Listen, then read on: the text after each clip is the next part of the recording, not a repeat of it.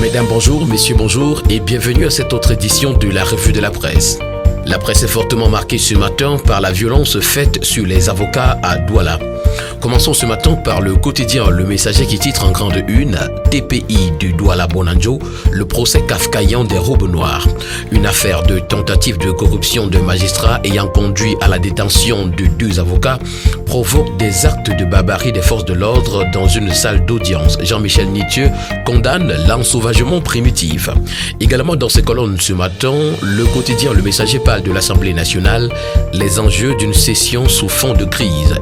À Yaoundé, des trafiquants d'or sont tombés dans les filets de la police. L'opération conduite par le DRPJ lundi dernier a permis de saisir plus de 250 lingots d'or. Également, au sujet du TPI de Douala Bonanjo, le quotidien Mutation parle de force à la loi.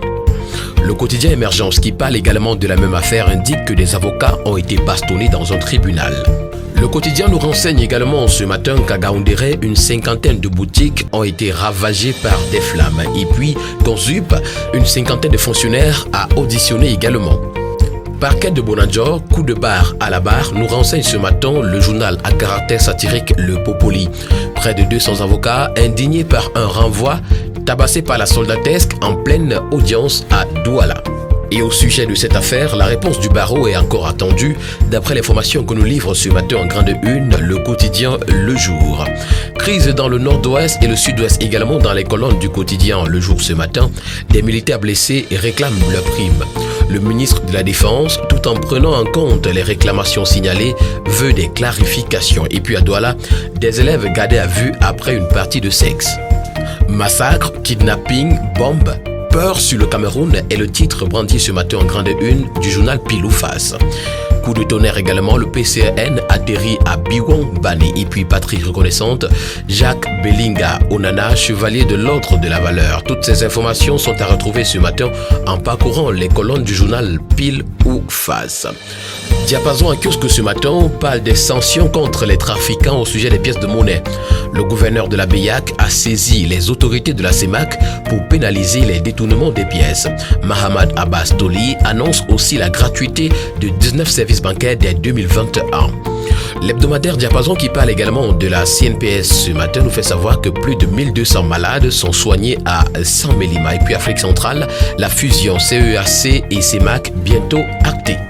Session parlementaire de novembre, c'est la rentrée, nous informe le quotidien à Capitaux Public Cameroun Tribune. Députés et sénateurs retrouvent les hémicycles ce jeudi au palais des congrès de Yaoundé. Les travaux essentiellement consacrés à l'examen et au vote de la loi des finances de 2021 vont se tenir dans un contexte de crise sanitaire persistante. L'information au complet se retrouvant des pages 4 à 5 du quotidien Cameroun Tribune.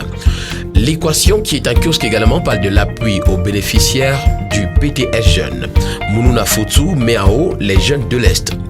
Dans le cadre du processus d'accélération de la mise en œuvre du plan triennal spécial jeunes et la concrétisation de la promesse du chef de l'État, le ministre de la Jeunesse et de l'Éducation civique, Mounouna Fotou, a procédé hier, 11 novembre 2020, à la place des fêtes d'Abomban, à la remise des appuis et équipements d'installation aux bénéficiaires du PTS Jeunes et des kits de réarmement moral et civique et entrepreneurial aux structures opérationnelles locales du ministère de la Jeunesse et de l'Éducation civique. Le journal L'Équation parle également ce matin dans ses colonnes au sujet des tueries de combat, des engagements fermes du ministre de la Défense. Extrême Nord, Midi Yawabakari lance l'alerte sur les projets d'attentat. Mesdames et messieurs, stupéfiants de la revue de la presse édition de ce 12 novembre. Rendez-vous demain pour une autre édition. Nous vous invitons également à faire un tour sur nos différentes plateformes médias, notamment notre chaîne YouTube et notre page Facebook pour vous y abonner. Ne manquez surtout pas de vous rendre dans un kiosque pour vous offrir, pourquoi pas, au prix de 400 francs seulement votre journal en kiosque et faire vivre et revivre la presse camerounaise. Merci et bonne journée à tous.